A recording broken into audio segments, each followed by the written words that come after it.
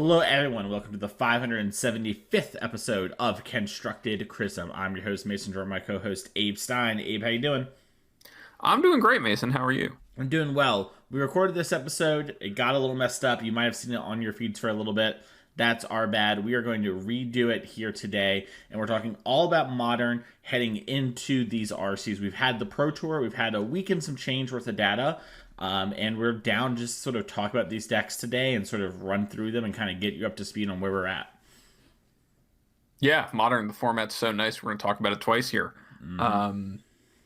Yeah, you want to just dive right in? Yeah, let's dive right into this. And I think, the best place to probably start is with the Pro Tour winning deck. I think that's the deck that people are probably the most interested to hear about.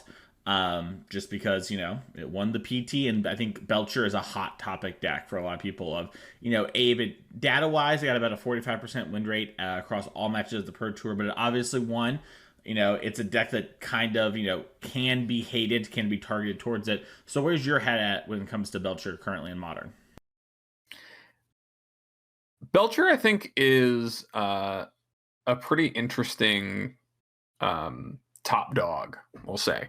I think that looking at the format, there's kind of like, I think it's worth talking about it as just like the Goldfish top three, which right now and coming out of that event is, Boros Energy, Belcher, and Goryo's Vengeance. Mm-hmm. And Belcher and Boros, I think coming into the event, were considered, number one and number two in terms of decks people expected to be played. And I think a lot of people playing Modern with a lot of frequency found that those are two, stable decks that, were pretty good at dealing with whatever was going on, pretty flexible and have strong game plans. I think that, when you look at the Pro Tour results and you see Tameshi Belcher having, a 45% win rate, that kind of tracks the idea that everyone coming to the tournament would be prepared for Belcher in one way or another and have a plan for that matchup.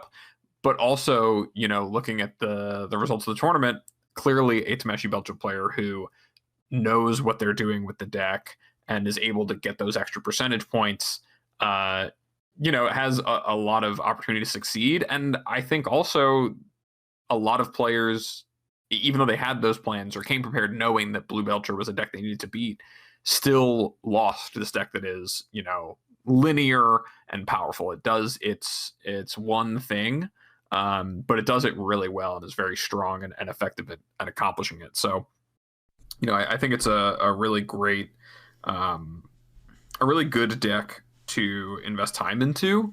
Even if it didn't do well at the Pro Tour, I think that there's so much opportunity for it to be, a safe to good choice. Mm-hmm. Yeah, I agree with that a lot. I think especially if you don't have a ton of time, while there's a ton of mastery that goes into playing Belcher, I actually got into a pretty interesting conversation today of how high is the skill cap on Belcher? You know what I mean? And I do think that there's a lot that goes into this deck that people maybe don't actually think about at first blush. But ultimately, I think this is a very strong deck. It is good, and even if you're just picking it up, you sort of have this high starting floor, right? Just you will kill your opponent on turn 4. You just play your Belcher and activate it, and even if you don't maybe counter the perfect things or don't take the perfect selections off your Thundertrap trainers, you get a lot of value still from all that. So I'm a big fan of this deck. It's definitely, I think, in my top 3 decks right now if I was playing the RC tomorrow. And it's something that I would highly recommend for people who are maybe newer to Modern and kind of struggling on what to do. And, we're going to segue over, I think, really quickly here to some of the other top 3 decks. But I want to give the kind of the caveat, Abe, you and I have been doing this podcast together now with Spencer, but you joined the show kind of at a time where Modern's been on fire for most of it, right? You were sort of here right before we got the One Ring, and then the One Ring didn't out, which has sort of been my Modern just has one issue after another. We're in a really healthy Modern right now. You and I've done this episode before, so I know your opinions on this.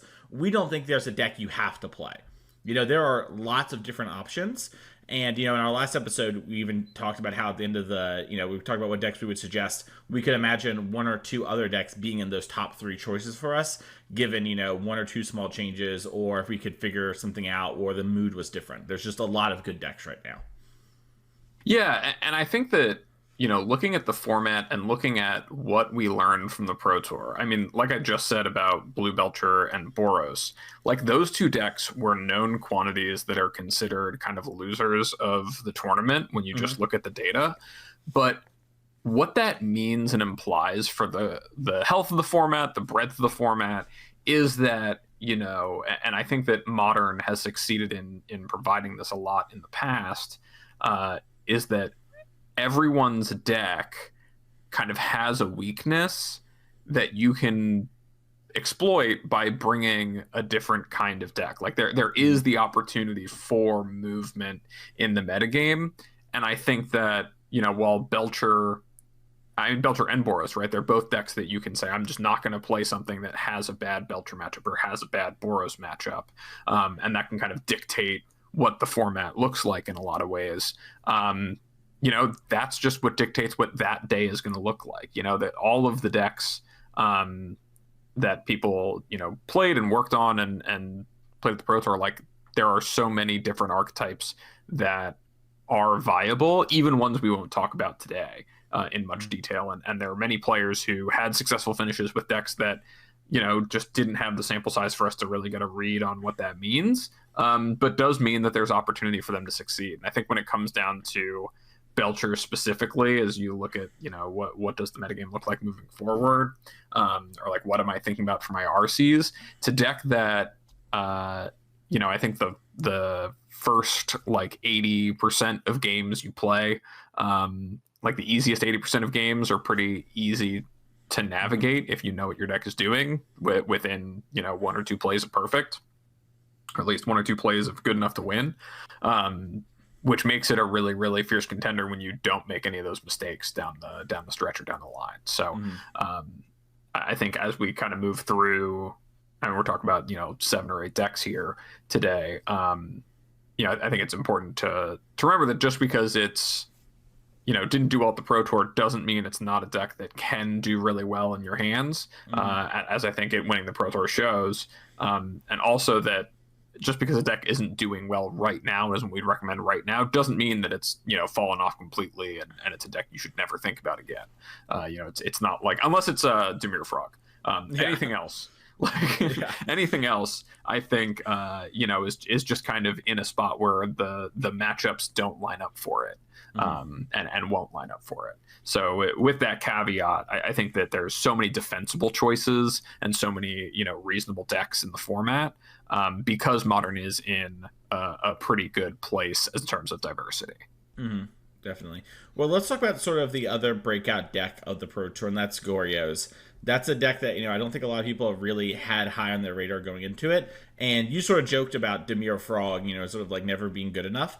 And I've been joking that sort of this is like, what if Dimir Frog was finally a good deck, Gabe? You could actually close the door, you still have enough interaction, and you do have those kind of Psychic Frog draws that draw people in with strong sideboard cards. And I do think that's what Esper Goryo's kind of is, right? It's sort of this mid-rangey deck that has a combo finish.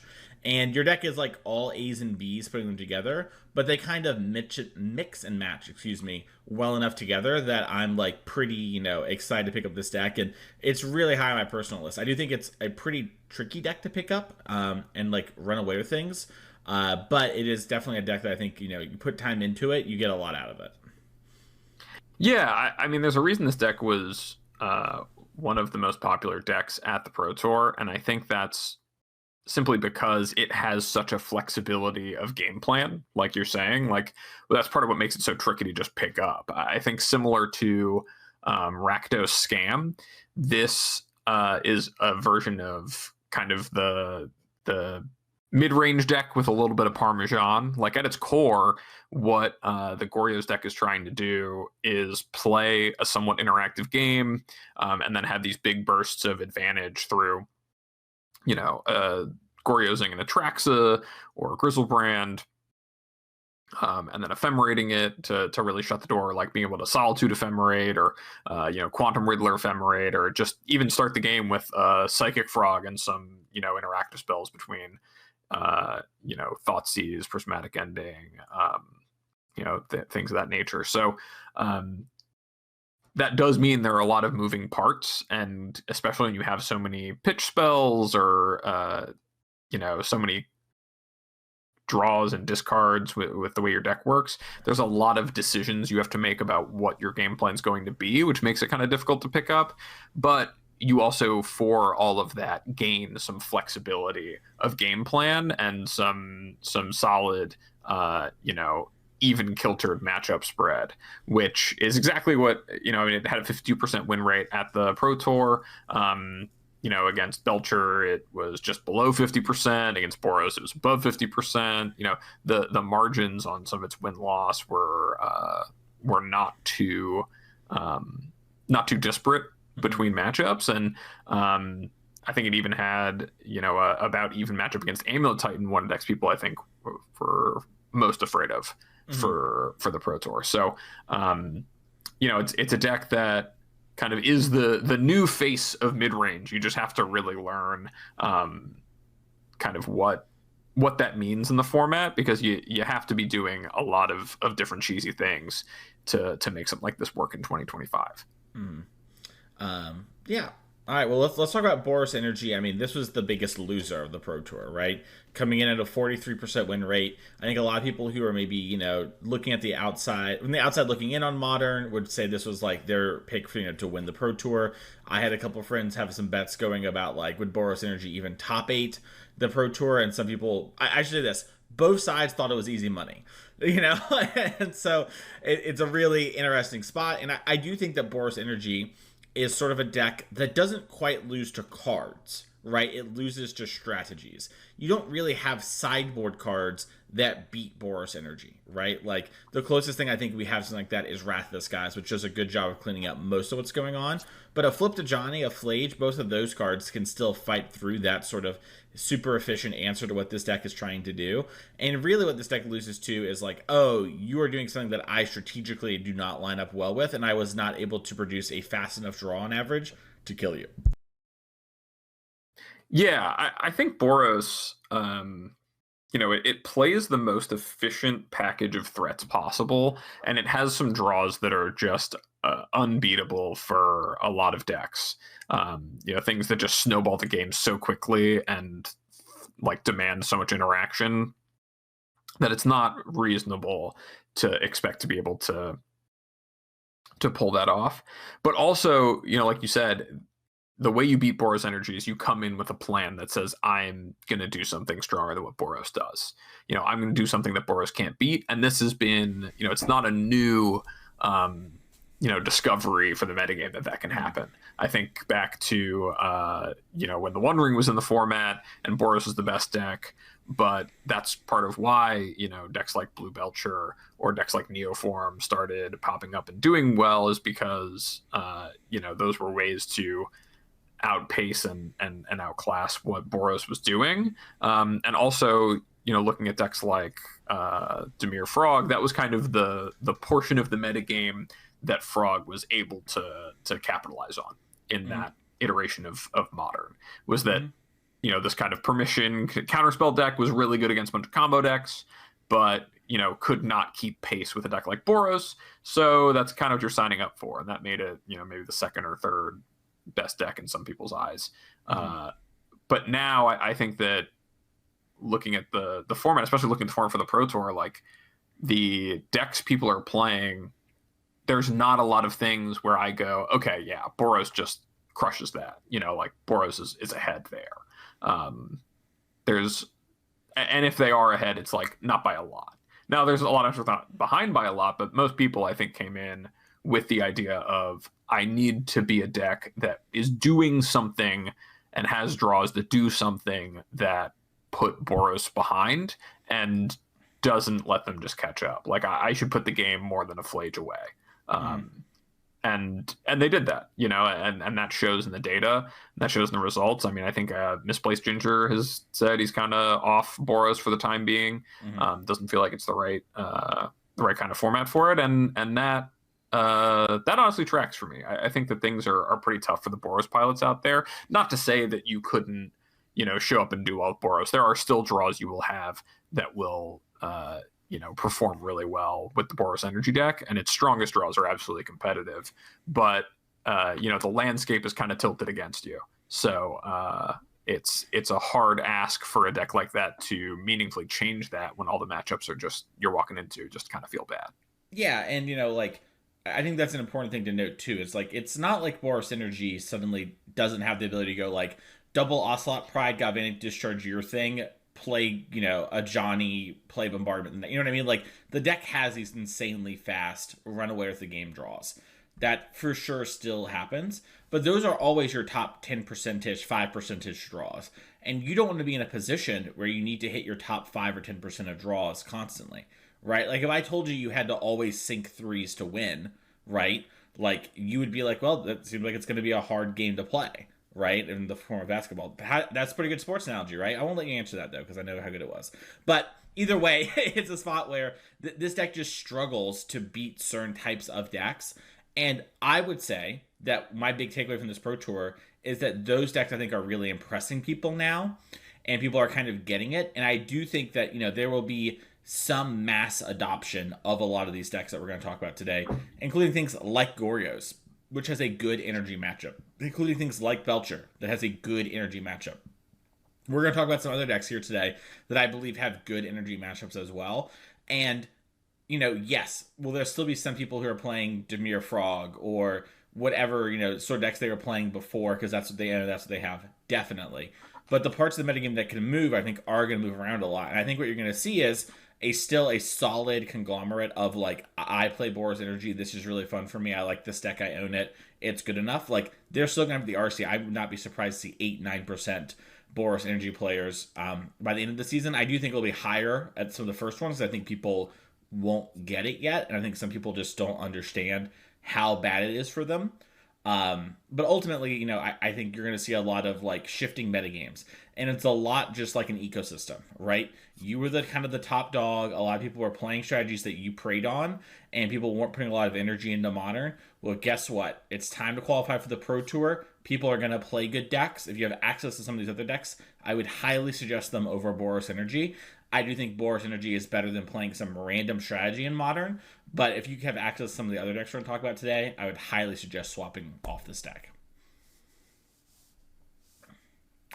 Definitely. So where do you want to go next? That's really the Goldfish top three. I mean, looking at it right now, those are the three most played decks, and I think three decks and Goryo's especially is one. If you're not familiar with the Goryo's deck as it looks coming out of the Pro Tour, like taking some time to really look those over and understand what the deck's trying to do, maybe even play some of it yourself before the RCs, like that's the biggest addition to the format, is that deck becoming a very major player compared to where we were maybe just a few months ago during RC season, as the format kind of set still.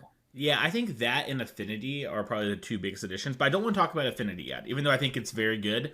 Abe, I want to kind of talk about the fourth horseman of these decks that you should expect to see that are quite good. And, the Attack on Titan, looking over the wall, Amulet Titan deck here. This deck was probably when it comes to decks that had a good representation size and high win rate, this was the best of the Pro Tour. It had a 57% win rate, which isn't the best, but the decks that did better than it had like one or two pilots, right, for the most part. So not a fairish sample size. I think Amulet was like the 6th or 7th most played deck, so it had a good conglomerate of players, and it came out kind of in full force and really reminded people that, like, hey, Amulet Titan is still a strategy in Modern, and it is quite good. And it does have some struggles and things that it has issues with, but it's a very good deck.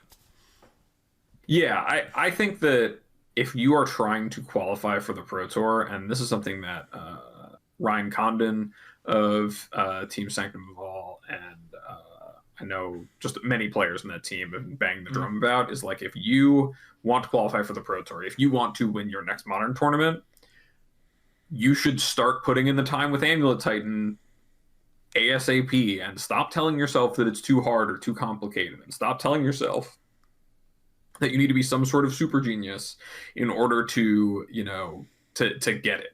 Like, the deck, much like many other Modern decks, has gotten so many cards that make the deck more consistent and the kills easier to execute and the cards more powerful, that it's you know, its most routine kills are things you can just learn and know how to execute, and the conditions are much easier to come to. I am not at all surprised that this deck had the win rate it did.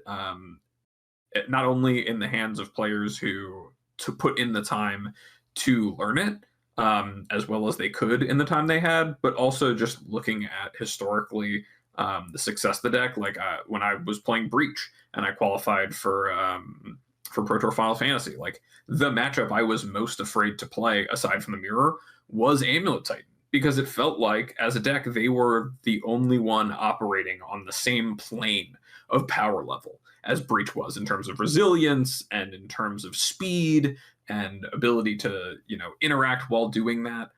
With Breach was incredibly scary, and nothing really changed in that. The hate cards for it are outside of maybe Damping Sphere, which does not see a ton of play, are pretty few and far between in terms of how good they are, and the deck has counterplay to it and has avenues to beat it. So, especially the Malevolent Rumble builds, those have like a 59% win rate or something. 61. A 61% win rate at the Pro Tour, and the archetype overall had a 57.5% win rate.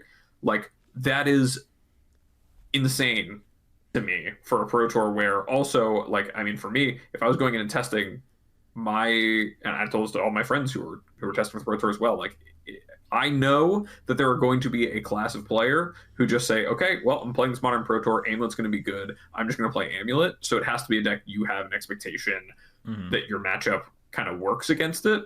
And I just don't think that many people did or could find plans that are worth it, and it wasn't going to be enough of the metagame to make it that way. So I don't see that changing much before the RCs, even though I think it's very reasonable to become a good Amulet pilot in the time that you have. Definitely. I'm going to say a little story that hopefully helps motivate you all, but what I will just simply say on this deck right now is yes, this is in the top 10% of draws, but no matchup can be truly bad when you have a turn 2 kill. And you also just have a very consistent turn 4 kill with this deck, and you can battle through a lot of things. This deck is very powerful. It is very strong. Just in the abstract, you can blunder your way through it. If you have 2 amulets and a Lotus Field and a Titan, you can get there. I believe in you. And you don't even need all of that to get there a lot of the times. You can be a little slower. It is okay. You can figure this stuff out. And this is a deck that's technically flashcardable, right?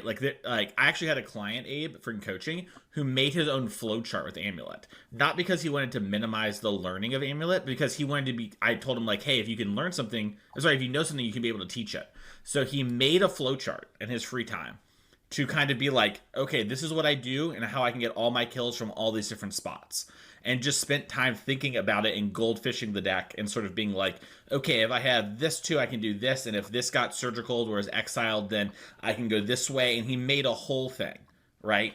And sort of just did that in his free time when he couldn't actually play but wanted to practice, because he really wants to learn Amulet. He's really committed to it.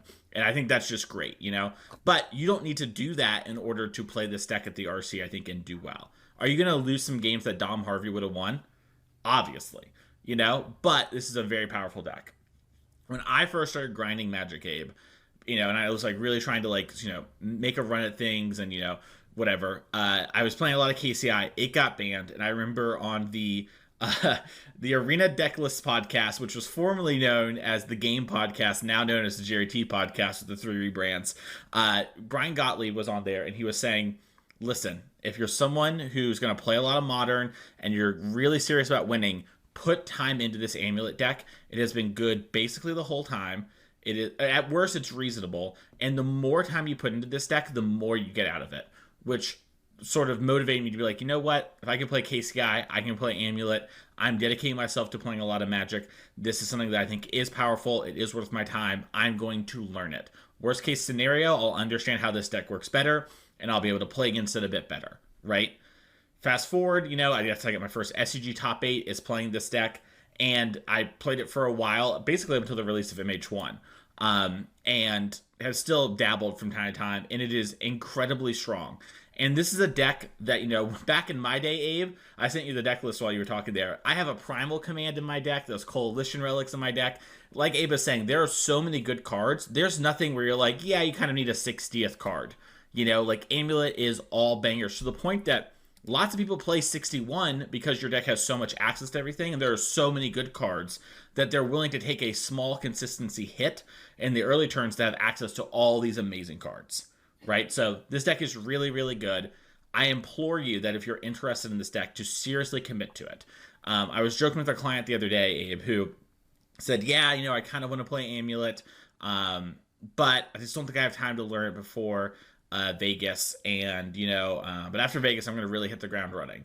And I essentially said something like, the classic copium, like, no bro, I'm going to become an Amulet player, I swear. I just don't have the time right now. It's the exact same thing of like, no, I really am going to get around and read that book, where I'm really going to do this thing. I just don't have the time right now. Make the time for Amulet, even if it's just learning the basics of it. It will go so far in helping you beat this deck, because I can tell you I have won so many games where I should have lost. Where it's just like, if my opponent interacts at this point, I lose the game. There's so many times I watch people like Nathan the Guiltleaf, who offers coaching for this deck and consistently crushes online tournaments. I watch him stream challenges in Discords I'm in, and just has spots where his opponents mess up and he wins. And he also has these spots where it looks like he can never win, and he's like, well, if I get a little lucky, I can definitely win this game. And then he like draws the right card and wins. Right? There's so much raw power going on in this deck. I really encourage you to pick it up. I do not think it is a situation where you have to play Amulet. If we were playing a team tournament and you mentioned any of the decks we've talked about today that aren't Boros, I'd be very excited. I'd be like, great, sounds good. I'm not going to lose sleep. But if you wanted to play Amulet, I'd be very excited. So I think that's all I have to say about Amulet. Abe, are you ready to move on? Yeah. I will just reinforce, though, that like, you should not underestimate yourself. There is even more content about Amulet than I think any deck in Modern otherwise, between Dom Harvey, between what Ryan just released on his Patreon. There are a ton of resources. Just don't count yourself out, because you can do it and the results are there. Don't be afraid to play the best deck or one of the perceived best decks and lose. It's totally fine. I guess I'll say this really quick. I would go as far as to say, like, if you're unsure what to do, this is probably a pretty good choice, because once again, it just is so good. Like, even if you're bumbling your way through some stuff, the raw power here is very high. And if you think you're likely to play this deck again in the future because it seems like something you would enjoy, then there's nothing wrong with like, well, I don't know what to pick. All my options seem kind of medium. I'll play this thing that'll put the most time. I'll put time into it now and get the most out of it later. You're not going to get that same return on a deck like Boros Energy. Abe, I'd love to talk about Affinity next, because we kind of mentioned it in passing. This is another, I think, kind of big player. People have been a little out of the loop when it comes to Modern, that had a big representation at the Pro Tour. It's a 51% win rate with over 100 matches played, but obviously very close with that. And this is a deck that Stroyer talked about on the podcast with us last week. A little bit when he was talking about like them mulliganing. And I really do think that like looking at this deck sort of scamish or neoformish, where it's like you need to have a Pinnacle Emissary and a Kappa Cannoneer. That's all that matters. If you like turn one an Emissary and put a bunch of stuff on the board, that's actually really hard for a lot of people to beat, especially game one. And then and then the Kappa Cannoneer, like turn one, turn two, sometimes even turn three, actually just unbeatable for lots of players. They just can't actually get out from underneath that card. Yeah, I think that the Affinity deck is the other breakout new addition to Modern that a lot of... I mean, it would have some success online every now and again, but the lists were not looking incredibly refined. Because clearly it's powerful. Kappa Cannoneer is a card that first, like... It was the first card that everyone was like, oh god, I can't believe they're printing these non-standard cards into the set that are legal in Legacy, et cetera, because it was just so good in Legacy. It really bringing back like blue artifact strategies, and now it's Modern legal, and it's that same level of power. Like it is a very difficult to kill creature that cannot really be blocked and kills your opponent incredibly quickly. Pinnacle Emissary is a really, really strong threat in a deck that cares about just dumping a bunch of artifacts on turn one. Um, and then there's a lot of other cool things going on between, like, some lists playing weapons manufacturing and engineer explosives, just really getting the most out of Urza Saga, but really just creating a board state that's difficult for someone to beat and putting a lot of pressure on board early and then protecting it through, either little bits of interaction or metallic rebuke, maybe lining up a Sink into Stupor the turn that they're going to cast a spell that starts to turn the tide in their favor, and just saying no. And while also having access to blue and red as cyber colors, which give you, if you need Blood Moon, you have it. Counter Magic, you have it. There's a ton of flexibility. I think especially also access to like Consigned Memory, one of the best sideboard cards in Modern right now. Some decks even going as far as to play the main deck. It's a bit all in, but I think that when you play a deck like Affinity that is all in and you're really trying to maximize like Mox Opal, the juice is absolutely worth the squeeze. You do get a lot out of what you do, and it's been probably the most impressive not new addition. I think Goryo's is really it depends on how new you feel like Goryo's is, I'll say. But like the Affinity deck is one to pay attention to and to put the time and understanding not only how it plays but also how to beat it, because it's not going to be as simple as my Wrath of the Skies will do it, or I've got some Ancient Grudges or whatever it is you're packing. You really want to make sure you have a plan for beating a deck like this, because it does come out of the gate really strong.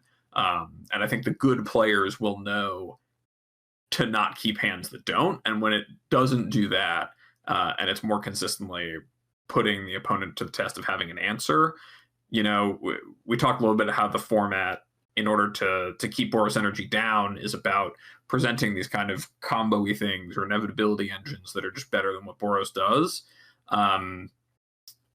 which inherently means not playing a ton of answers for the kinds of things that a deck like Affinity does. And I think that gives it a good amount of position in the metagame. I don't know what your thoughts are, Mason.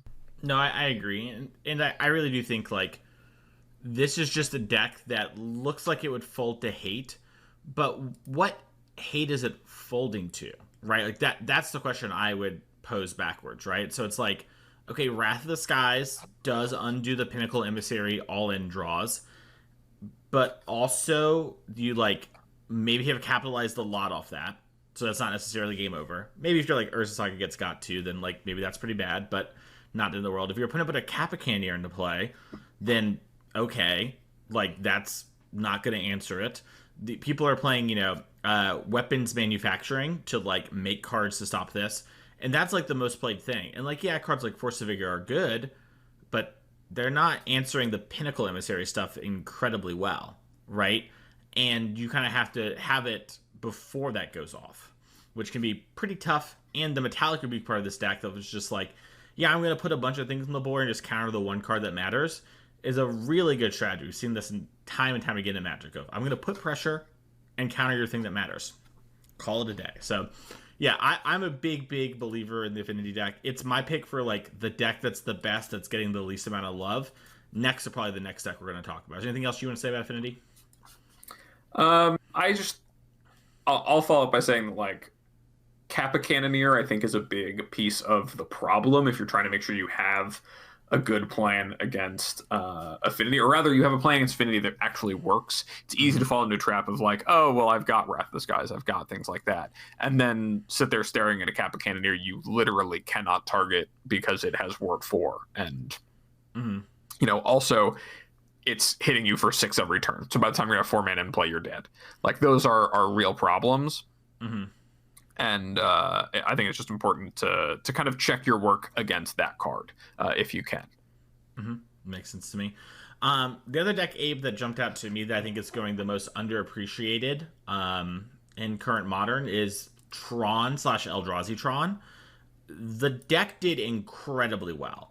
I mean, there are obviously two different types of decks, but Eldrazi Tron went 53% win rate with over 150 matches played. Just barely, but over 150 matches played. And then Eldrazi Ramp just under 100 matches played with a 52% win rate. And one of the things that really jumped out to me when you and I talked about this last time that I kind of mentioned then, I'm going to mention here, like I mentioned it near like the end of it, but Abe, everyone's already playing 4 consigns. You know, like it's not like people showed up to the Pro Tour and they forgot about consigns, you know? It's like, oh, dang it, I knew that should have been, you know what I mean? Like, this is a card, when you look, it's the most played card in Modern, or at least for the most blue played card in Modern. Pardon me, it might not, maybe fetch lands are higher, but either way, it's incredibly well represented. It's about as good as you can get versus in that isn't like a Blood Moon or Blue Moon effect, right? And a lot of these decks that are playing Consign do not have mana bases that can support having those kind of Blood Moon type effects in their deck. And this deck is just time and time again in Modern a really strong choice that goes criminally underappreciated because it looks like a derpy deck. But man, I was watching some people play last night, Abe, for a little bit. I was so impressed by kind of the like just raw power this deck presented and how much hate it could battle through. Yeah, and I think it's even more impressive. This is actually the deck that I played. I recently had the opportunity to play a Modern Challenge and just kind of was like, oh, what should I play? And I grabbed a list of Eldrazi Tron that was playing Myco Spawns.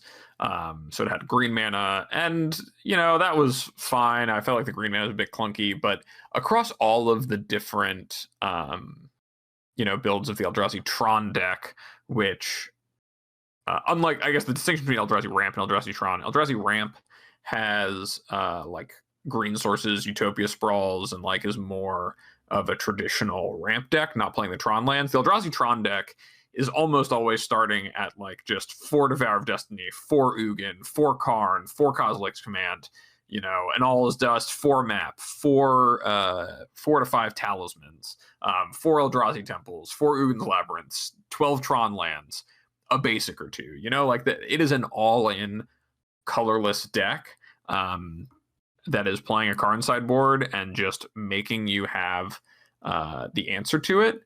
And I don't know. I mean, you just have some starts that are completely unbeatable for some people because of that. You are generating mana at a rate that is so much faster and so much, just so much more mana too when you have Tron in the equation too than your opponent, that you really put the lean on them, and it really is a hard bar to clear.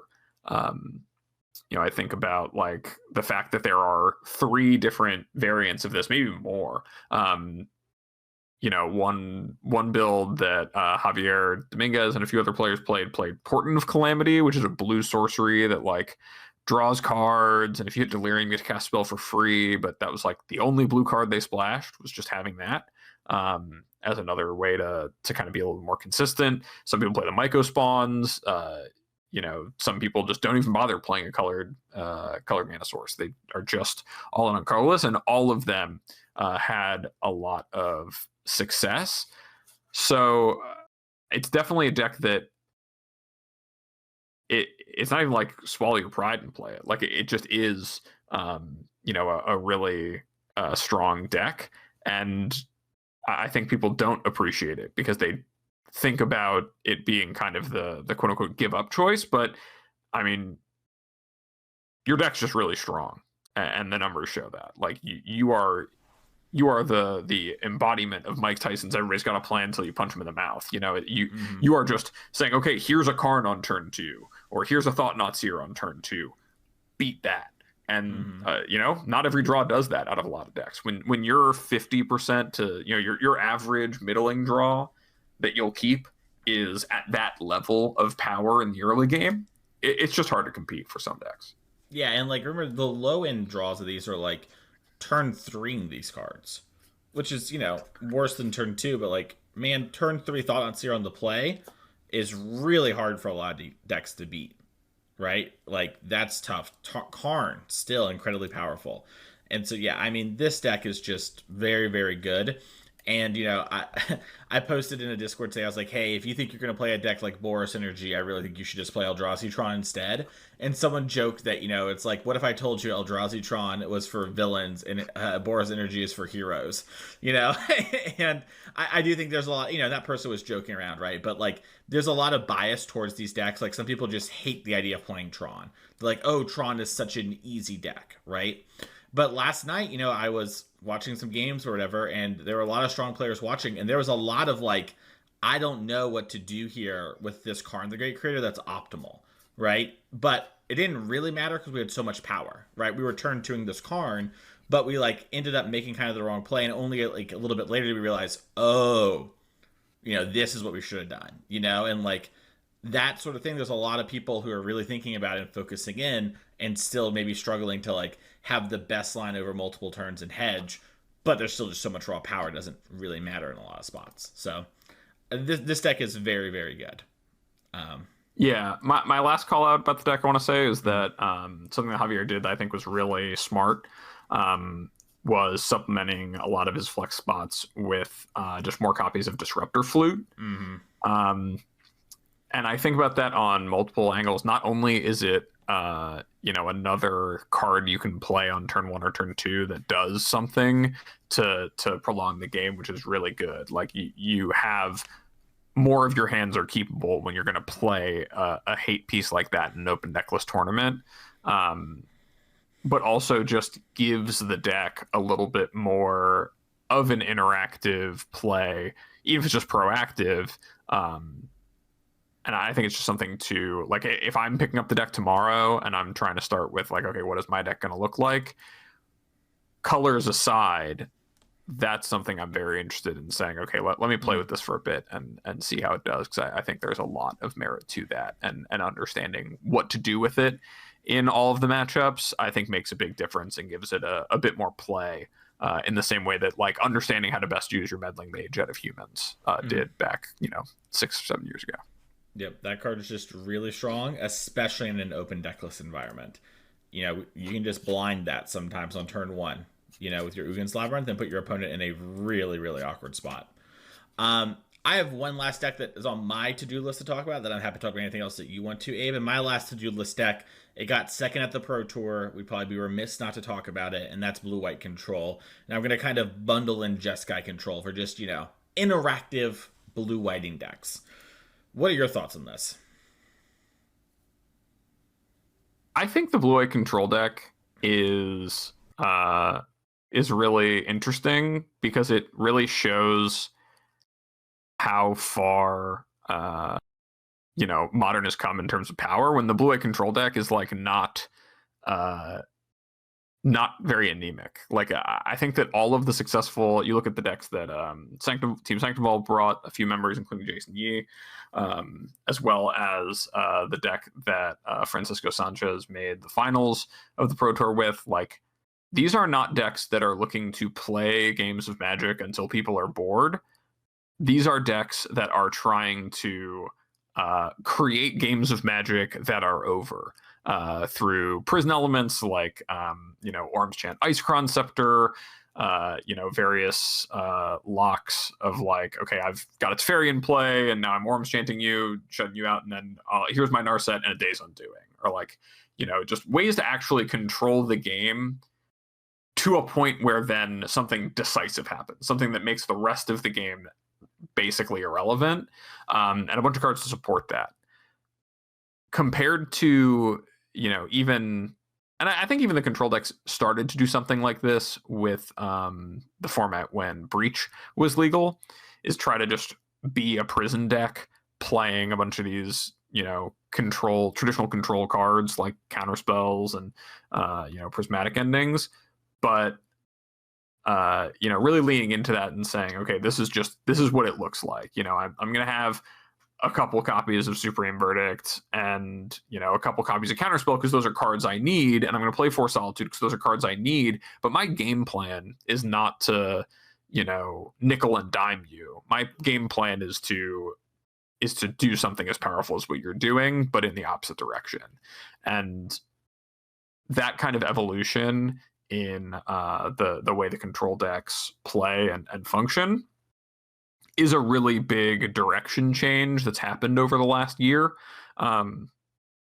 which seeing the deck kind of have the success it did at this event, I think says a lot about Modern right now, and the importance of like having your plan, and that being what it is. I don't know what your thoughts are, Mason. No, I think that's a really good way to put it. I, would describe this deck as like blue-white control.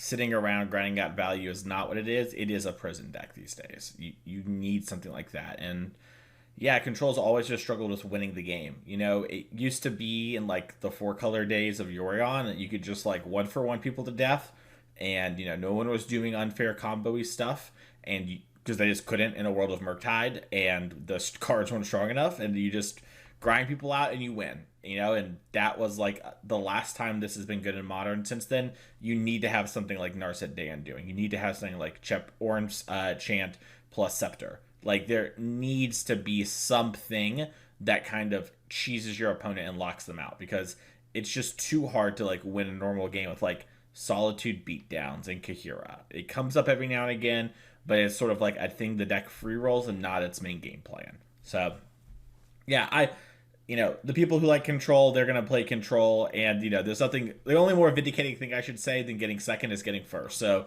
those, blue-white sickos, they're going to be out and about in full force, have your mystical disputes. They're going against Belcher, they're going against Squares, they're going against here. Yeah, I don't know. It's a deck that would fall below the bar personally of like, if this was a team tournament and am I happy just to be on the team? If your name isn't Roger Suleiman, I'm probably not happy. We're Jason Eat. Jason brought it to the Pro Tour. Jason, if you're my teammate, I'm okay with it. So, that's about it when it comes to me and blue-white control. Yeah, and I think that you have to play it with that mentality of that's what your deck does, and not a mentality of like, oh yeah, I'm settling in to like, draw go with my opponent, and like, it's going to be. You should have quick something Jason said, like, I think it was like 6 or 8 months ago, of like, you got to get rid of the idea of like playing a beautiful game. This is not a beautiful game control deck. You are not going to be like, baiting your opponent left and right to like make the game and maneuver into the place where you finally, it's like, no, you are there to make something happen. You have cards like Orim's Chant in your deck. You need to know how to use them to create a window to end the game. It's just that what that looks like is a more defensive end to the game than an offensive end to the game, like other decks do. Yeah, I like that a lot. Yeah, honestly, if you're playing blue-white control at the RC, with the way the deck is built, if you're playing it properly, you should not have a ton of rounds that go to time. You should have lots of times where your opponent, like maybe your opponent doesn't concede, but theoretically you were done with 30 minutes on the clock, That's why Kahira's there. Yeah. You get him under a little Scepter Chain, you get him under, you Narset Days Undoing, you got a counterspell in your hand, you're like, all right, here's the 3/2 Vigilance. Yeah. Here's a Solitude. We got 3 turns of this, man. We are not going to go through 5 turns without you dying to lethal damage. I'll tell you that. Like that's why you have Kahira. It's not like you're gonna establish total control without doing something like that. Yeah, definitely. I'm gonna Gaia Reach you, bro. Let's just move on. Kahira will get there. You don't have a madness card. I don't believe you. Either way. Open deck list though. Oh yeah, open deck. Imagine that you open deck list and you see a Fiery Temper and the burn player looks at you and they go, "I'm ready." It's just a power play. Those are the main decks I want to talk about. I'm happy to talk about anything else that you want to talk about, Abe. There's so many decks on Modern that are quite good. And if you haven't picked up on already, I mean, there's a lot of decks today that, like both of us would be very happy to play at this event. Yeah, I think the only other decks I really want to touch on are like Domain Zoo. Domain Zoo actually, it had a much lower play rate, but it did outperform Energy. It did outperform Energy. It also outperformed Tameshi Belcher, interestingly enough. But Domain Zoo is a deck that, much like a lot of the decks we've talked about, has its A plan and has some really strong draws. And it's hitting you in the face with big guys. Like it's not a very complicated game plan, but when it does its thing, it's pretty good. I think that like of all the decks that maybe someone who only played Modern like for RCQ season and then didn't really have time or didn't pay much attention to it, is just starting testing, they're waiting for the Pro Tour, maybe don't have a ton of access to anything new, or you're not feeling comfortable, like, would I say it's a great choice? Probably not. Of all the decks that would fall under that category, like, if you're not someone who feels comfortable playing a deck like Blue Belcher, it's not a deck you have access to, like, yeah, I think it would be an okay choice. You have a good shot of doing well at like and making day two and making a run. I think with Domain Zoo, it's a deck I would be surprised to see completely shut out, because it does have that power level, and a lot of decks just don't. I mean, there's some draws that a lot of decks just can't beat, whether or not they came prepared for it. And then the let's see, the other one. If I can say something on Zoo really quick, it was a deck really high on going into the Pro Tour. It is laughably bad at beating a 4/6 in combat, which is really hard. One of the main things people are doing in the format is ephemerating their, Quantum Riddlers. I'm not saying that's disqualifying. It's just like a real hurdle you're going to have to get through, is like, wow, my deck is surprisingly bad at beating this if I don't have like Leyline Binding or First Strike on my Dracos and I bolt it.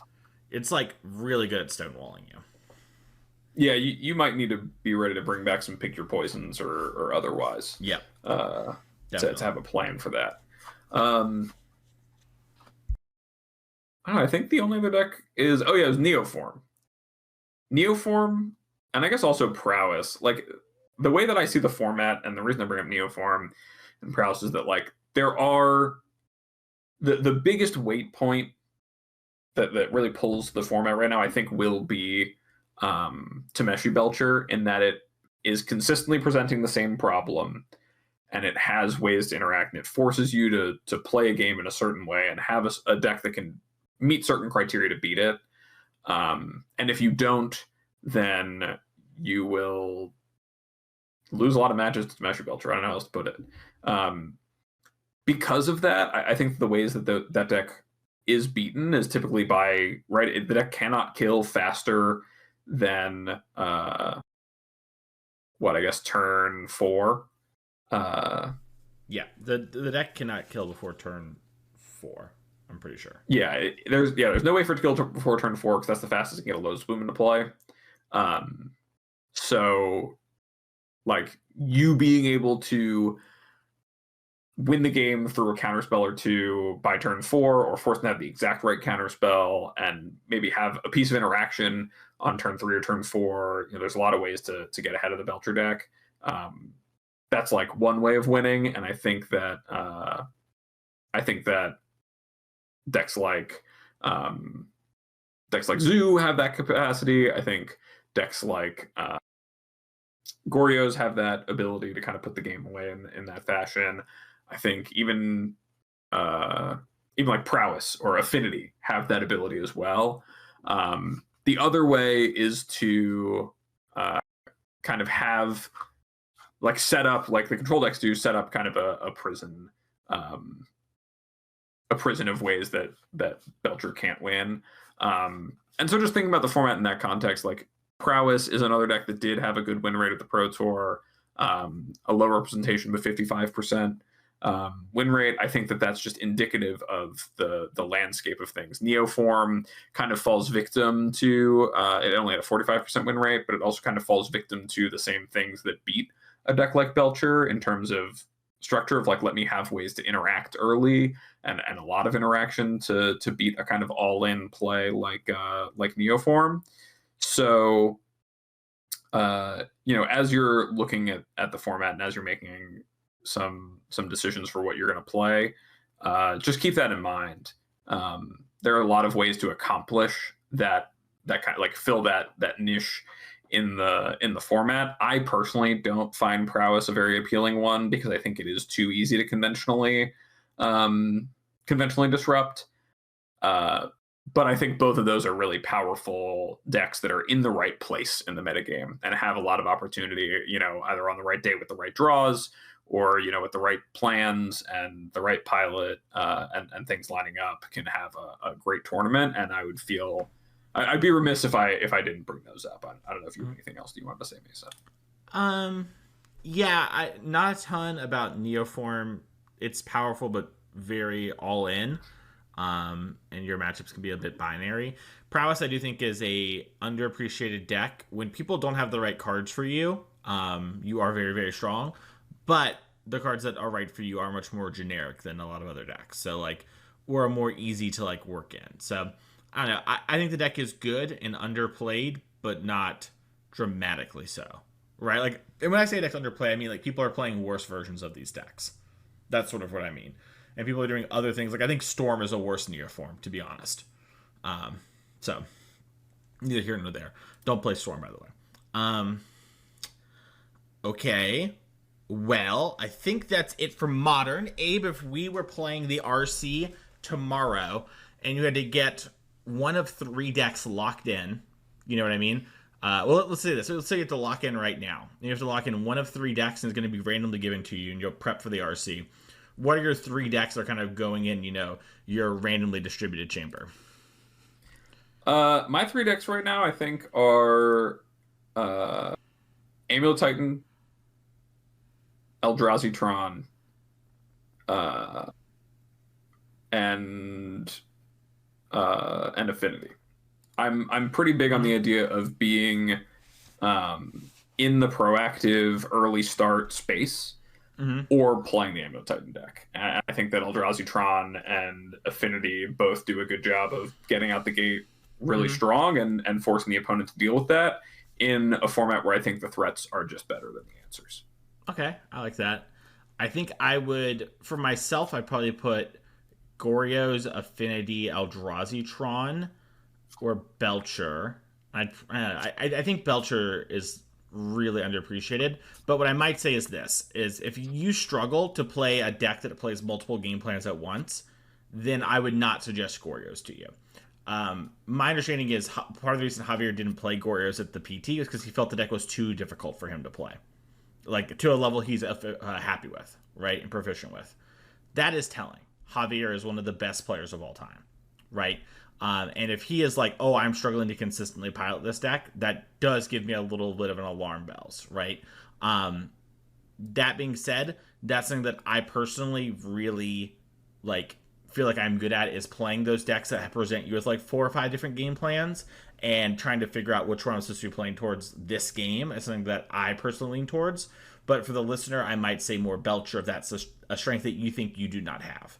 And I would probably say Belcher, Affinity, and Eldrazi Tron if I felt like I wasn't particularly good in that regard. I do think being proactive is really, really good. And I do think that people are just they're overhyping the slightly below 50% win rate of Belcher at the Pro Tour and assuming everyone's going to come out in droves with so much hate that's going to force it out. And this deck has had a decent amount of hate pretty much always and always been a top deck since the banning of the One Ring, and I don't expect that to change, but maybe I'll be eating crow on that. Amulet Titan, very close. I think when we did this last time, I even said Amulet was one of my 3 decks, and that's because I'm kind of constantly in the air on this stuff, and I think that Eldrazi Tron, after seeing it last night, really left a high mark on me. And so maybe if I played a little Amulet, I'd be high on Amulet, So what are you going to do? Yeah, and that's the beauty of the format right now is I think there are a lot of right answers to that question and a lot of acceptable choices. It really comes down to what do you feel the most comfortable making, playing those games and making the difference in those ones that are really close. And, kind of understanding what's going to give you the best chance into the field that you'll see.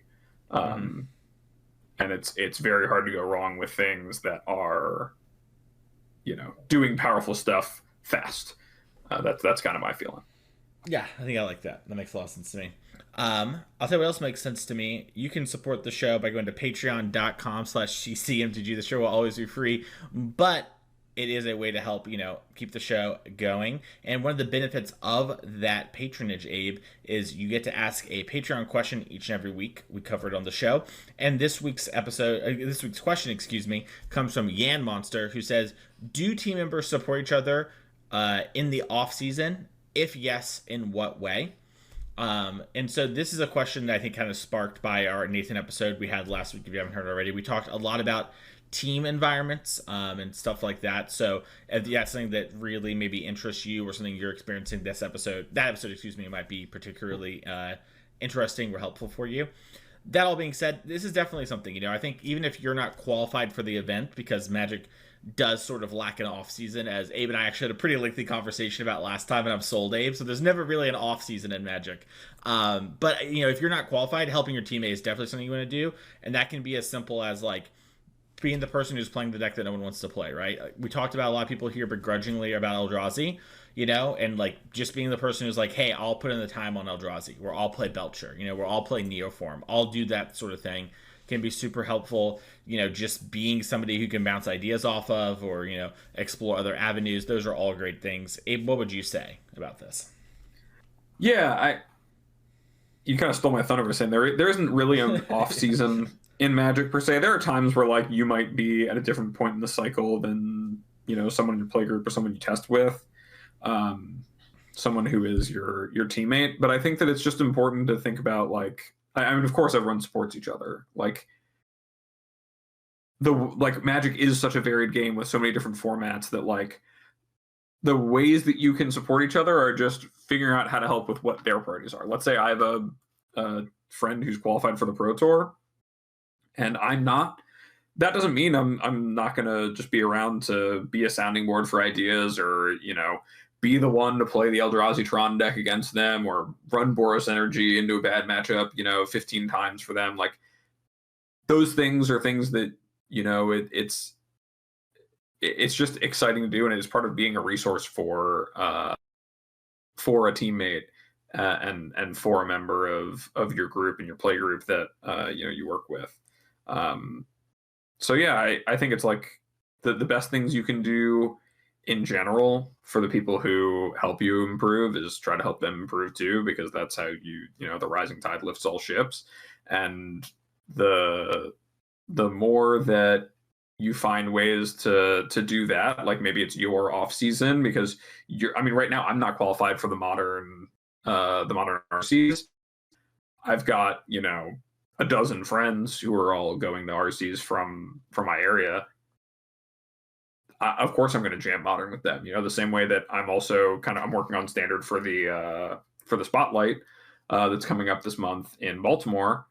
Like they're putting aside some of their time to help me test, and also like knowing that me working on that is going to make it so when they're done looking at things for modern, or if they're kind of shifting gears, they have someone they know they can trust with some opinions or some some insights for them. So yeah, I think it's just, if you feel like it's not common in your play group, like make it common. Just start doing it and supporting each other. It's how we all get better. I love it. And if you want to support the show, you can check out one of our sponsors, Untapped.gg, in the description. You can check out that with the deck tracker and everything. And Mana Trader is the best way to get cards online. But Abe, let's talk about always improving, because that is the main point of the show. We like to always try to be working towards being the best versions of ourselves. And you haven't been here for a little bit, Abe, so what's been your always improving moment? Yeah, so my always improving moment this week actually came from my preparation for the Spotlight, and just kind of something I'm learning about and trying to be more flexible with in terms of organizing the players I'm working with. I'm working with a bunch of locals because we're all going to be going. For those who don't know, I'm based like very close to Baltimore, so it's like this is the hometown sleep in your own bed GP for me. And so like starting out, I had this as a lot of my testing efforts do, I have this big set of plans and ideas I want to get done and trying to coordinate everyone, and then kind of just seeing that it wasn't going to come together that way. It was not, not everyone was able to give what it needed. And also standard, was having some movement and some results and things that were changing. And so just kind of shifting gears and moving to, okay, what are the things that are most important for me to get answers to, or what are like just the cutting edge things that, kind of need, like, what are the biggest priorities, and how can I make that work with what I do have, right? The resources we have are more limited than the initial thing. Like, let me just scrap what's not working and go back to, what can. and not letting the idea of like, what's that saying? Don't let perfect be the enemy of progress. Like, enemy are good. Just saying, okay, like this process wasn't going to be one that was going to work. So like, let's make something else that will still be valuable for everyone involved happen, and just working on the fly to keep that together. So that was my own improvement this week. I love that. I do think it's so big where people are like, it's a lot like, I think, exercise, where it's like sometimes they want to do everything so perfect that they fail to take the first step, right? Very similar with content creation. Sometimes you just need to do the thing and sort of figure out what you get wrong, what you get right. But either way, you've made a step forward, and now you have something you can learn from, right? So I love that. I think that's great. My always improving moment for this week is one where I've been a little, I want to say, hesitant to really like spend a bunch of time playing a bunch of the modern format in my spare time, just because it's something that like we're gonna see more RC data and all these sort of things. But I decided to like actually spend some time and really like get in there and play some with the decks, especially decks that I didn't particularly like. Like I tried giving Boros Energy another shot, just be like, well, maybe I'm just I'm reading the tea leaves wrong, Abe. Maybe it was just like bad luck at the PT, and stuff like that, and really just try to like get a handle on that kind of stuff and maybe help some friends who are kind of stuck in that position, well, clients who are in that position. And part of the reason I was hesitant was it was just like it felt useless. It's like I already know the answers to this stuff, right? But ultimately, I think it was good just to sort of be like, okay, I should actually get in there, make sure that like I'm coming to these right conclusions, and it's not going to take a ton of time. And this is part of being like, a good friend and a good job, right? It's double checking the work for these people as a coach. So that's my always improving moment from this week. Yeah, ain't no replacement for playing the games. Mm-hmm. Yep, that's so true, so true. It's so easy to be a theorist. That is going to do it for this week's episode of Constructive Criticism. Thank you all so much for listening to this one. Hopefully this wasn't too quick. We had already done this episode once. We kind of plowed through things, but I think also, last time Abe and I were really feeling each other out, and so I think we're on a much more aligned page this time. So you got kind of the condensed, less fluff version. Let us know if you like this episode. We are going to be doing a lot of modern coverage with both all these RCs coming up and standards just kind of dead. We're all kind of in the waiting room. Sorry, Abe with Baltimore. When it comes to like what's going to happen, I think November 10th is the announced new BNR date. But we'll have to see what happens. But we are interested to hear from y'all. Do you still want us to kind of cover and talk about standard, even if maybe it becomes a shorter segment during this time where it is kind of in an awkward place? Really, when it comes to Magic, there are two formats at the moment when it comes to 60 cards. There's Modern and Standard, and everything else isn't super supported. So we're in a little bit of an interesting time. We're trying to figure out how best to serve y'all. So hearing from you on what you value, even if maybe we don't do it, would be super helpful for us. And you can leave that feedback on the YouTube or reaching out to us on Twitter, etc. via social media. We are at CCMTG basically everywhere that you can find somebody, except on YouTube where we are Constructive Criticism. If you want to find me on Twitter, you can, at Mason E. Clark. You can find me at twitch.tv/TheMasonClark. If you want to reach out for coach, you can do that via that Twitter DM or my email, masoneclark@gmail.com. Put coaching in the description. That way I know you're not spam. And Abe, if someone wants to find you, where can they go? Yeah, if you want to find me, you can go to Blue Sky at More Nothings or Twitter at More Nothings. You can DM me on either platform for coaching or send me an email at morenothings@gmail.com and put coaching in the description so I can follow up with you. Sounds great. Well, thank you all so much for listening to this week's episode of Constructive Criticism, and we'll be back next week for another episode of CCMTG.